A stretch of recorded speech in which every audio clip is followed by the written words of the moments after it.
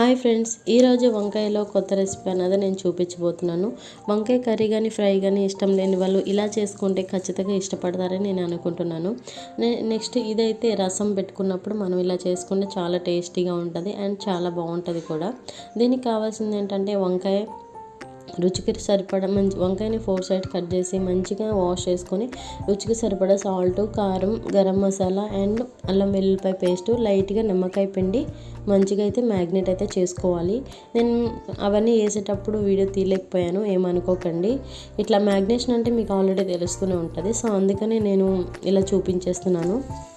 తర్వాత ప్యాన్లో ఆయిల్ అనేది వేస్తాము. వేసిన తర్వాత మంచిగా బాయిల్ అయ్యాక నీట్గా వేడెక్కిన ఆయిల్లో అయితే ఆ పీసెస్ అన్నది వేసేయాలి. ఇలా మంచిగా ఇటు అటు తిప్పుతూ ఒక 15 నిమిషాలు ఉడికించాలి, బాయిల్ చేయాలి. చూసారా, వంకాయ అన్నది బాయిల్ అవుతున్న కొద్దీ కలర్ అన్నది చేంజ్ అవుతూ ఉంటుంది. సో దీంట్లో ఇదైతే బ్లూ కలర్లో వచ్చింది. మంచిగా బాయిల్ అయిన తర్వాత గోల్డెన్ కలర్లో వచ్చింది. చూసారా, ఇప్పుడు మంచిగా బాయిల్ అయినట్టు.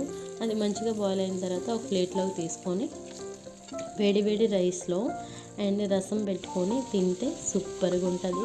ఈ రెసిపీ అన్నది ఖచ్చితంగా ట్రై చేయండి. ట్రై చేసిన తర్వాత మీకు ఎలా అనిపించింది అన్నది నాకు ఖచ్చితంగా కామెంట్ అయితే చేయండి. నాకన్నా ముందు ఇలాగ మీరు ట్రై చేసి ఉన్నా కూడా చూసారా, చాలా మెత్తగా చాలా సాఫ్ట్గా వచ్చింది.